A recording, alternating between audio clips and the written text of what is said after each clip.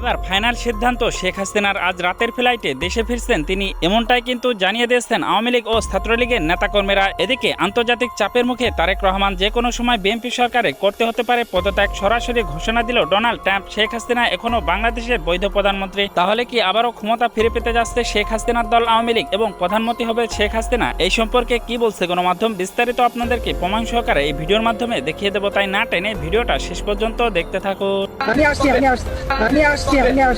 বাংলাদেশে ফিরছেন প্রাক্তন প্রধানমন্ত্রী শেখ হাসিনা। আওয়ামী লীগের প্রতিষ্ঠা দিবসে কি চূড়ান্ত হয়ে গেল বাংলাদেশে হাসিনার প্রত্যাবর্তনের একেবারে দিনক্ষণ? দেশে ফেরা নিয়ে দলের প্রতিষ্ঠা দিবসে কি বার্তা দিলেন শেখ হাসিনা? আওয়ামী লীগের প্রতিষ্ঠা দিবসে বাংলাদেশ জুড়ে সেনার টহলদারি কেন? আওয়ামী লীগের এই সময়ে এসে আওয়ামী লীগ 5 জন নেতার কাঁধে ভর করে সামনের দিন অতিবাহিত করতে চাচ্ছে কিংবা সামনে এগোতে চাচ্ছে। তারা সেই 5 নেতা, যে 5 নেতার কাঁধে ভর করে আওয়ামী লীগ এগোতে চাচ্ছে, সেই 5 নেতার 5 জনই বাংলাদেশে অবস্থান করছেন। আমরা তো পলিটিক্যালি বলে যে it is no political party, এটা একটা মাফিয়া পার্টি।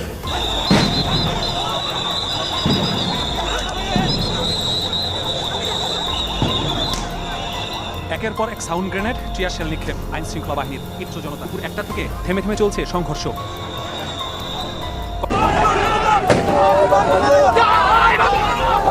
দেখতে পাচ্ছেন মহাকালী বাস স্ট্যান্ড থেকে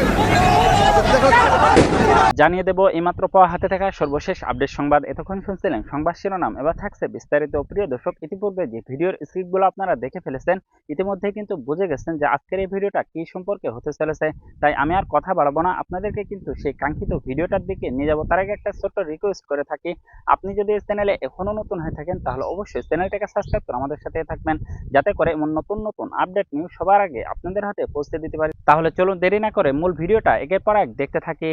তারেক রহমান চীন যাচ্ছেন সেটা জেনেও ভারত যে অস্থির হয়ে ভারতের কোনো দূত পাঠিয়ে তারেক রহমানকে ভারত নেওয়ার জন্য আমন্ত্রণ জানিয়েছেন বা ভারত থেকে কোনো আনুষ্ঠানিক আমন্ত্রণ পত্র এসেছে তারেক রহমানের কাছে, তা কিন্তু নয়। কারণ ভারত আসলে বাংলাদেশের সঙ্গে কোনো আলোচনার চ্যানেল না খুলে ক্রমাগতভাবে পুশিং চালিয়ে বা বাংলাদেশের মন্ত্রী প্রতিমন্ত্রীদেরকে ঠিকমতো পাসপোর্ট ভিসা না নিয়ে গেলে বিমানবন্দর থেকে ফেরত পাঠিয়ে তার যে কঠিন বার্তা তারেক রহমান সরকারের প্রতি, যে এই সরকারকে ভারত তার বন্ধুপ্রতিম সরকার বলে মনে করে না, সেই বার্তা জারি রাখতে চায়। বাংলাদেশের প্রধানমন্ত্রী তারেক রহমানের চীন সফরে যাওয়ার বিষয়টিকে অনেকেই ভারতকে না বেছে নিয়ে বাংলাদেশের প্রধানমন্ত্রী যে চীন সফরে চলে গেলেন এটাকে ভারতকে শায়েস্তা করার একটা অত্যন্ত কুশলী পদক্ষেপ হিসেবে বর্ণনা করছেন।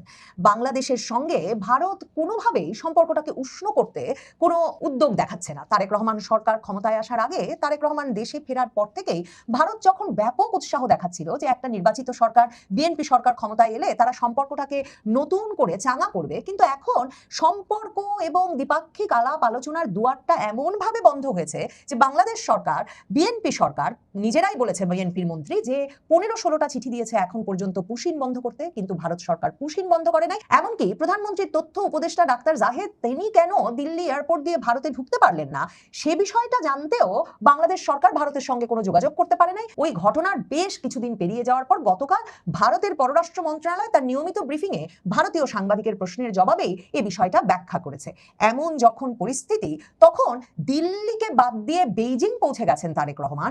এখন দিল্লিকে তার দিকে ফিরে তাকাতেই হবে, বাংলাদেশের সঙ্গে বন্ধুত্বের হাত বাড়াতেই হবে এবং তা বরং ভারতকেই একটা পথ খুঁজে বের করতে হবে যে কি করে বাংলাদেশের নতুন সরকারের সঙ্গে সে সম্পর্ক স্থাপন করবেন। এমন সব বিশ্লেষণ যখন চলছে বাংলাদেশে, তখন অজিত দোভাল, ভারতের জাতীয় নিরাপত্তা উপদেষ্টা, অত্যন্ত গুরুত্বপূর্ণ একটা বৈঠক করে ফেলেছেন চীনের জাতীয় নিরাপত্তা উপদেষ্টার সঙ্গে। ভারতে নয়াদিল্লিতে এখন ব্রিক্সের নিরাপত্তা উপদেষ্টাদের একটা বৈঠক চলছে। ব্রিক্স হচ্ছে মার্কিন যুক্তরাষ্ট্র বিরোধী বা মার্কিন যুক্তরাষ্ট্রের বাণিজ্য, নিরাপত্তা সকল বিষয়ে সারা পৃথিবীতে যে একেবারে একতরফা একটা খবরদারি, সেই একতরফা খবরদারিটাকে নিয়ন্ত্রণে রাখতে এই ব্রিক্স জোটটি গঠন করেছিল ব্রাজিল, রাশিয়া, ভারত, চীন এবং সাউথ আফ্রিকা মিলে। তারপর এই জোটে ধীরে ধীরে ইজিপ্ট, ইথিওপিয়া, ইরান এবং সৌদি আরব, ইউনাইটেড আরব আমিরাত, ইন্দোনেশিয়ার মতো দেশগুলোও ঢুকেছে। পৃথিবীর এখন প্রায় 40% জনসংখ্যাকে প্রতিনিধিত্বকারী এই জোটটি ক্রমেই সবচেয়ে প্রভাবশালী জোটে পরিণত হচ্ছে এবং ইরান সংঘাতের সময় আবারও বারবার ভারত, রাশিয়া, চীনে এ কথাটা আলোচিত হয়েছে যে ব্রিক্সকেই হয়ে উঠতে হবে এই যে আমেরিকা বিরোধী জোটের বা আমেরিকার যে চাপিয়ে দেওয়া, জবরদস্তি যুদ্ধ চাপিয়ে দেওয়া থেকে শুরু করে কর চাপিয়ে দেওয়ার যে নীতি, নীতি, তার বিরুদ্ধে সবচেয়ে শক্তিশালী প্রতিনিধিত্বকারী জোট। বাংলাদেশ এই ব্রিক্সে ঢুকতে আবার চীনকে অনুরোধ করবে। চীনে কি কি করবেন প্রধানমন্ত্রী তারেক রহমান সে বিষয়ে যখন পররাষ্ট্র সচিব জানিয়েছিলেন সংবাদ মাধ্যমকে, তখন তিনি সেটাও জানিয়েছিলেন। মানে ভারতের সমর্থন ছাড়া ব্রিক্স জোটে বাংলাদেশকে ঢোকাতে চীনও বাংলাদেশের জন্য তদবির করবে, সেটা সম্ভবত পররাষ্ট্রনীতি কূটনীতি সম্পর্কে কেউ কিছুমাত্র খোঁজ রাখলে নিশ্চয়ই প্রত্যাশা করছেন না। তবে সবচেয়ে বড় চমক হয়ে দেখা দিয়েছে এটাই যে দিল্লিতে এই ব্রিক্স নিরাপত্তা উপদেষ্টাদের যে বৈঠক চলছে তার সাইডলাইনে অজিত দোভাল সে সময়ে চীনের নিরাপত্তা উপদেষ্টার সঙ্গে বৈঠক করলেন, যখন কিনা তারেক রহমান বেইজিং এ পৌঁছে গেছেন। এবং চীনের নিরাপত্তা উপদেষ্টার সঙ্গে ভারতের নিরাপত্তা উপদেষ্টা অজিত দোভালের বৈঠকটিকে অত্যন্ত গুরুত্বপূর্ণ এবং তাৎপর্যপূর্ণ হিসেবে বর্ণনা করে ভারতের প্রায় সকল সংবাদ মাধ্যম বলছে যে এবারের ব্রিক্সের নিরাপত্তা উপদেষ্টাদের এই যে বৈঠকটি, সেটাতে প্রধানত যে বিষয়টা নিয়ে আলাপ করা হচ্ছে সেটা হচ্ছে যে এই ব্রিক্স জোটের প্রত্যেকের নিরাপত্তা প্রত্যেকের দায়িত্ব হিসেবে দেখতে হবে, মানে একে অপরের নিরাপত্তা নিশ্চিত করতে হবে। এবং ইরান সংঘাতের পর এই ব্রিক্স জোট নতুন করে এ বিষয়ে একমত হয়েছে। মানে ভাবেন, রাশিয়া, চীন, ভারত, ব্রাজিল, সৌদি আরব, সংযুক্ত আরব আমিরাত, ইরান, ইন্দোনেশিয়া, এরা সকলে মিলে একমত হয়েছে যে নিরাপত্তার ইস্যুতে একে অপরকে দেখে রাখতে হবে। এবং সেক্ষেত্রে ভারতের সঙ্গে যার নিজের সীমান্ত নিয়ে বহুদিনের সংঘাত, সংঘর্ষ, একটা স্পর্শকাতর সম্পর্ক চীন, সেই চীনের নিরাপত্তা উপদেষ্টা অজিত দোভালের সঙ্গে বৈঠক করে প্রতিশ্রুতি দিয়েছেন যে নিরাপত্তার বিষয়ে তারা ভারতকে গুরুত্বপূর্ণ প্রতিবেশী হিসেবে মনে করে। এবং চীনের নিরাপত্তা উপদেষ্টা বলেছেন যে সীমান্তে যেই মতপার্থক্যগুলো আছে সীমান্ত নিয়ে বহু দশকে, যেটা মিটছে না, সে বিষয়েও আলোচনার পথ আবার খুলে দেওয়া উচিত এবং আলোচনা শুরু করা দরকার। পাশাপাশি চীন ভারতের এই বৈঠকে দুই নিরাপত্তা উপদেষ্টা, চীনের নিরাপত্তা উপদেষ্টা এবং চীনের কমিউনিস্ট পার্টির পলিট ব্যুরো সদস্য ওয়াং এর সঙ্গে ভারতের নিরাপত্তা উপদেষ্টা অজিত দোভালের এই বৈঠকে এই কথাও দেওয়া নেওয়া হয়েছে যে দুদেশের জন্য স্পর্শকাতর বিষয়গুলোকে সর্বাধিক মর্যাদা সম্মান দেবে এবং একে অপরের নিরাপত্তা রক্ষায় কাজ করবে। কাজেই ভারত যে বাংলাদেশের সঙ্গে সম্পর্কটাকে এখন উষ্ণ করতে চাইছে না, কারণ ভারতের নিরাপত্তা উপদেষ্টা অজিত দোভাল তো বাংলাদেশের পররাষ্ট্রমন্ত্রী এবং 2025 সালে যিনি ইউনূস সরকারের নিরাপত্তা উপদেষ্টা ছিলেন সেই খলিলুর রহমানকে দিল্লিতে ডেকে 2025-এর অক্টোবরে হাতে ধরিয়ে দিয়েছিলেন যে ভারত বাংলাদেশ সীমান্ত জুড়ে বাংলাদেশে জঙ্গি শিবির গড়ে উঠেছে, বিভিন্ন প্রশিক্ষণ কেন্দ্র গড়ে উঠেছে এবং 20টির বেশি প্রশিক্ষণ কেন্দ্রের স্যাটেলাইট চিত্র তখন খলিলুর রহমানের হাতে তুলে দেওয়া হয়েছিল।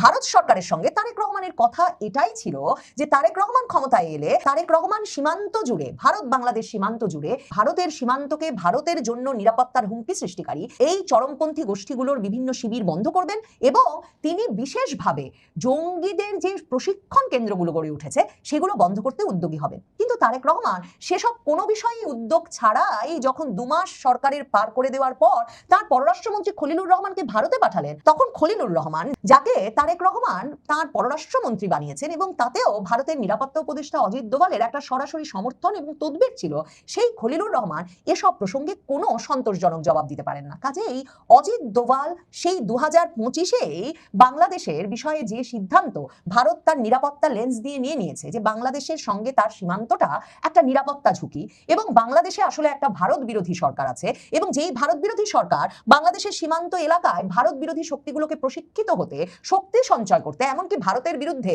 যুদ্ধ ঘোষণা করতেও এক রকমের রাষ্ট্রীয় মদদ দিয়ে যাচ্ছে, সেই জায়গা থেকে তারেক রহমান সরকারের আমলেও সরে আসার কোনো কারণ দেখেন নাই অজিত দোভাল। এ কারণে তারেক রহমান চীন যাচ্ছেন সেটা জেনেও ভারত যে অস্থির হয়ে ভারতের কোনো দূত পাঠিয়ে তারেক রহমানকে ভারত নেওয়ার জন্য আমন্ত্রণ জানিয়েছেন বা ভারত থেকে কোনো আনুষ্ঠানিক আমন্ত্রণ পত্র এসেছে তারেক রহমানের কাছে, তা কিন্তু নয়। কারণ ভারত আসলে বাংলাদেশের সঙ্গে কোনো আলোচনার চ্যানেল না খুলে ক্রমাগতভাবে পুশিং চালিয়ে বা বাংলাদেশের মন্ত্রী প্রতিমন্ত্রীদেরকে ঠিকমতো পাসপোর্ট ভিসা না নিয়ে গেলে বিমানবন্দর থেকে ফেরত পাঠিয়ে তার যে কঠিন বার্তা তারেক রহমান সরকারের প্রতি যে এই সরকারকে ভারত তার বন্ধুপ্রতিম সরকার বলে মনে করে না, সেই বার্তা জারি রাখতে চায়। দেখেন, এমনকি চীনের সঙ্গে ভারতের আলোচনার চ্যানেলগুলো খোলা এবং আরো কি করে এই আলোচনার চ্যানেলগুলো ক্রমাগতভাবে খোলা যায় সেটা কিন্তু 2020 সালে একবার সীমান্ত সংঘাতের পর ভারতের প্রধানমন্ত্রী নরেন্দ্র মোদী এবং চীনের প্রেসিডেন্ট শি জিনপিং এই ব্রিক্সেরই সম্মেলনের সাইডলাইনে আলাপ করে ঠিক করে নিয়েছিলেন 2024 সালে। এরপর থেকে এই ওয়াং এর সঙ্গেও অজিত দোভালের গত বছরও আরেক দফা বৈঠক হয়ে গিয়েছিল। এবার যখন ইরান সংঘাতের সময় চীন আর ভারত, রাশিয়া, মানে এই দেশগুলো সকলেই বুঝতে পারলো যে আমেরিকার খবরদারিকে যদি ক্রমাগতভাবে বার্তা দেওয়া হয়, তাহলে একদিকে যেমন এই দেশগুলোর ব্যাপক বাণিজ্য অবরোধের মতো একটা সৃষ্টি হয়, যেমন ধরুন ভারত এবং চীন দুদেশের ওপরই প্রেসিডেন্ট ট্রাম্প সর্বোচ্চ পর্যায়ের কর আরোপ করেছেন। অন্যদিকে চীন এবং ভারত দুদেশেরই ঐতিহাসিকভাবে ইরানের সঙ্গে দুর্দান্ত সম্পর্ক ছিল এবং তাদের জ্বালানির মূল পথই হরমুজ প্রণালী। কিন্তু ইরান থেকে জ্বালানি কেনার বিষয়েও যখন মার্কিন যুক্তরাষ্ট্র একটা নিষেধাজ্ঞা আরোপ করতে চাইলো, তখন কিন্তু এই চীন, রাশিয়া, ভারত কেউই সে কথায় কর্ণপাত করে নাই। তারা তাদের মতো ইরানের সঙ্গে সম্পর্ক বজায় রেখে চীন, ভারত, রাশিয়া জ্বালানি সংগ্রহ করে গেছে এবং তখন নতুন করে আবার একে অপরের নিরাপত্তা দেখবার বিষয়টি, একে অপরের স্বার্থ দেখবার বিষয়টি, সীমান্তে হয়তো এখনো অমীমাংসিত বিতর্কিত অংশ আছে, কিন্তু তার চেয়েও অনেক বড় বড় স্বার্থ যে একে অপরের জন্য দেখে রাখতে হবে, সেটা তখন বিশেষভাবে এই দেশগুলো উপলব্ধি করতে পারে।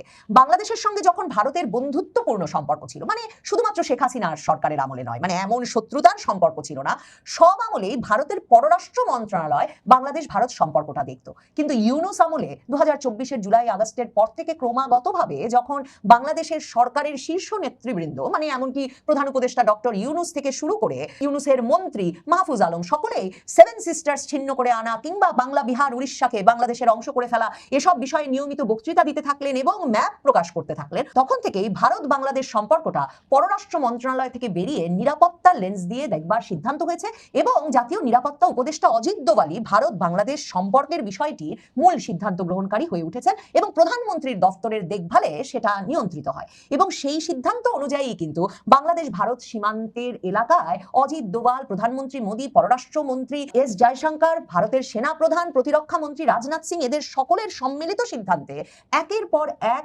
সামরিক ঘাঁটি তৈরি হয়েছে 2025 জুড়ে।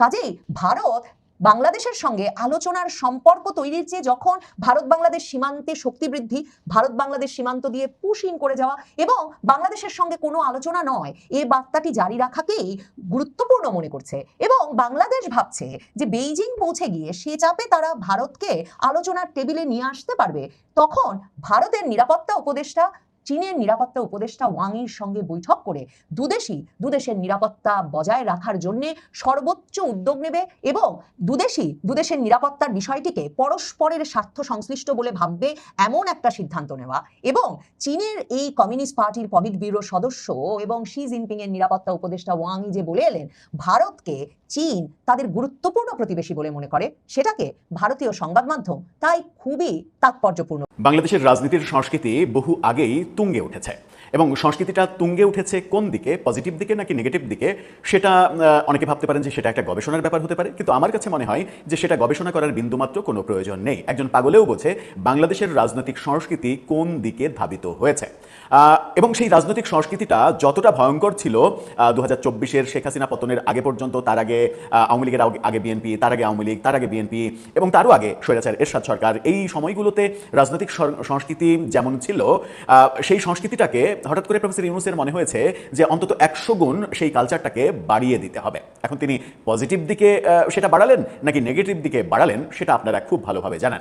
বাংলাদেশের সেই রাজনৈতিক সংস্কৃতিতে এবার একটা দারুণ কথা আমরা শুনতে পেলাম, সেটাও জাতীয় সংসদে অসাধারণ এইসব শব্দ চয়নের কথা হবে, অসাধারণ রাজনৈতিক এই কালচারের কথাগুলো আমরা শুনবো। সেই কারণেই তো জাতীয় সংসদে জনগণের ট্যাক্সের টাকা খরচ করা হয়, লক্ষ লক্ষ কোটি কোটি টাকা। জাতীয় সংসদে বিএনপির একজন সংসদ সদস্য যিনি সংরক্ষিত মহিলা আসনের এমপি, তিনি শেখ হাসিনাকে ধরে এনে ইলেকট্রিক শক দেওয়ার কথা বললেন। কি অসাধারণ একটা ব্যাপার না? এই রাজনৈতিক সংস্কৃতিটা তো বাংলাদেশে দরকার। আজকে আপনি শেখ হাসিনাকে শক দেবেন, কালকে আপনাকে আরেকজন শক দেবে, পরশুদিন আরেকজনকে আরেকজন শক দেবে। এই রাজনৈতিক কালচারটা খুব দরকার এবং বাংলাদেশের রাজনীতির কালচারে এটাও খুব দরকার যে নারী ব্যাপারে কথা বলার সময়ও মুখের কোনো ধরনের কোনো লাগামের প্রয়োজন নেই। শুধুমাত্র রাজনৈতিক বিরোধিতার কারণে আমরা যে কোনো কথা বলতে পারি, যে কোনো থিওরি সামনে আনতে পারি। চলুন একটু জাতীয় সংসদে যাই, এই মজার ব্যাপারটা একটু জেনে দেখি যে শেখ হাসিনাকে কোন থিওরিতে ইলেকট্রিক শক দেবেন তিনি। সরাসরি দাঁড় করিয়ে রেখে কারেন্টের সকেটের মধ্যে তার চালিয়ে দিয়ে তার গায়ে মানে ঠেসে ধরবেন, নাকি মানে একটা কারেন্টের খুঁটিতে তার ঝুলে আছে যে তারে হাত দিলেই মানে বিদ্যুৎ স্পর্শ অনুভূত হয়, সেরকম একটা তার নিচ দিয়ে রেখে তার উপরে শেখ হাসিনাকে শুইয়ে দেবেন, নাকি কি করবেন, কোন থিওরিতে আসলে তিনি এগোতে চান সেই আলোচনা করে বোঝার চেষ্টা করবো এবং বাংলাদেশের রাজনৈতিক কালচারটা অনুধাবন করার চেষ্টা করবো এই ভিডিওতে। থাকবে দর্শক, বলছিলাম পতিত সরকারের প্রধান শেখ হাসিনাকে ধরে এনে ইলেকট্রিক শক দেওয়ার ঘোষণা দিয়েছেন একজন এমপি, তাও আবার তিনি একজন নারী আরেকজন নারীকে ইলেকট্রিক শক দিয়ে মারার কথা বলছেন। এটা একটা দারুণ ব্যাপার, এটা একটা অসাধারণ থিওরি। অবশ্য তার থিওরিটা এমনও হতে পারে যে তার থিওরিটা বাংলাদেশের সংবিধানে অ্যাপ্লাই করাও যেতে পারে, যে মানে সরকারি দলের যদি মনে হয় যে বিরোধী দলকে সাহায্য করতে হবে তাহলে তাকে ইলেকট্রিক শক দেওয়া হবে। এটা যদি সংবিধানে সংযোজন করা হয় তাহলে আর মানে নতুন নতুন করে বিভিন্ন সময়ে বিভিন্ন সরকারের এমপিদের এই কথা বলতে হবে না, ওটা একটা নিয়ম হবে, ওই নিয়মেই চলবে ব্যাপারটা।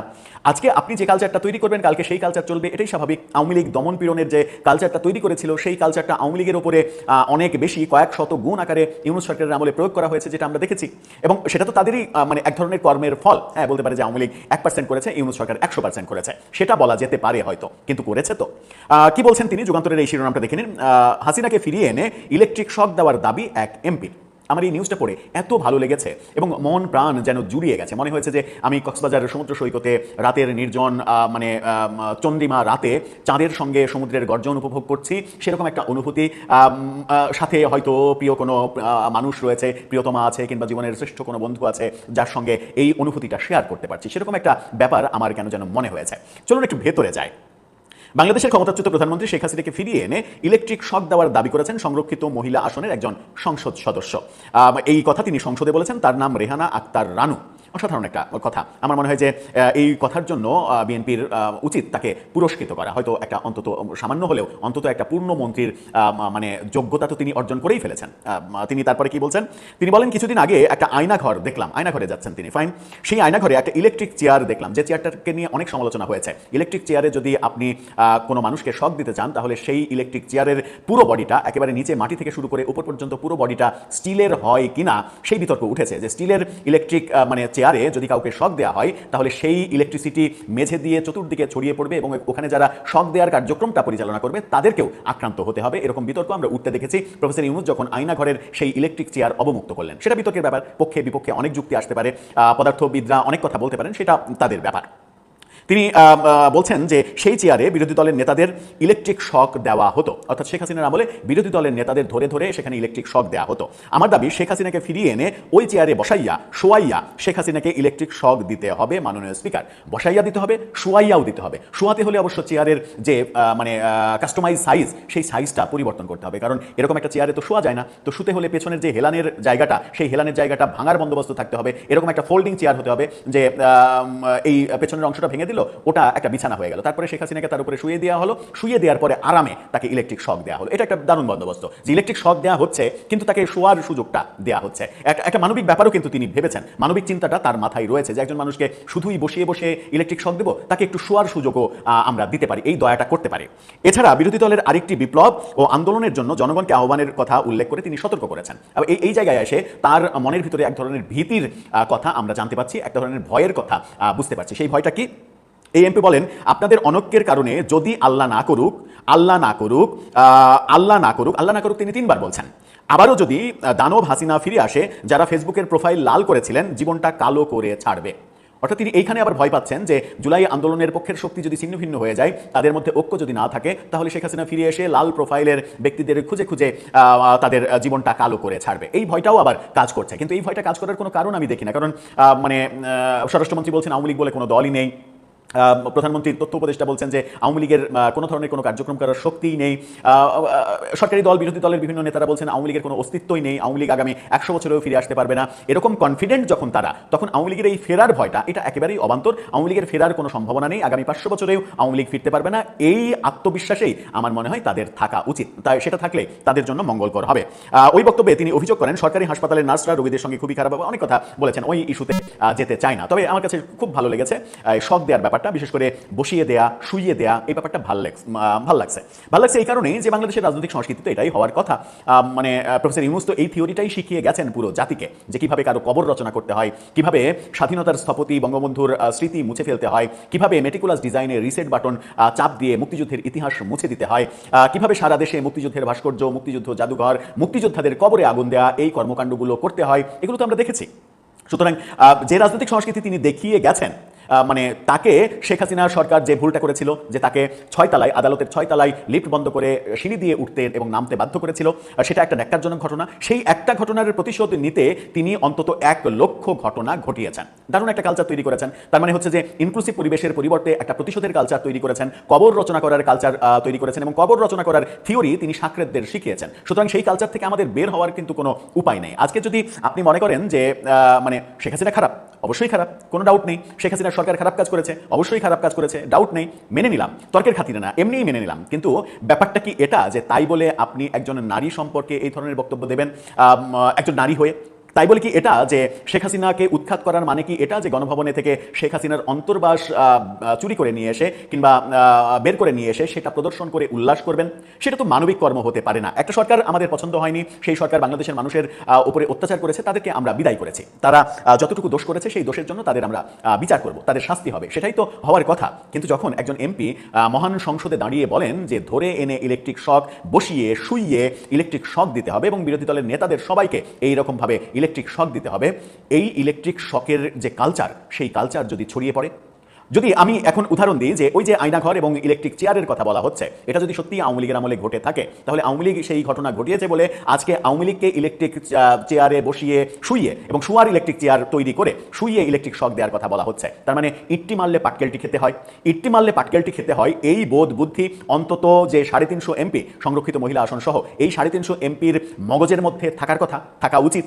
যদি থাকে, যদি থাকতো, তাহলে কি এই ধরনের কালচার অব্যাহত রাখার, ধারাবাহিকতা বজায় রাখার চেষ্টা আমরা করতাম? আমার মনে হয় যে করতাম না। করার আগে আমাদের মাথায় একটা জিনিস কাজ করতো যে আজকে আমি যেটা করছি কালকে বুমেরাং হয়ে সেটা আমার দিকে ফিরে আসতে পারে। সেটাই কি হয়নি আওয়ামী লীগের ক্ষেত্রে? প্রিয় দর্শক, এই ভিডিওটা আপনাদের কাছে কেমন লাগলো? যদি ভালো লেগে থাকে তাহলে অবশ্যই চ্যানেলটাকে সাবস্ক্রাইব করে আমাদের সাথেই থাকবেন, যাতে করে এমন নতুন নতুন আপডেট নিউজ সবার আগে আপনাদের হাতে পৌঁছে দিতে পারি। তাহলে সবাই ভালো থাকবেন, সুস্থ থাকবেন। দেখা হচ্ছে পরবর্তী কোনো আপডেট নিউজ নিয়ে।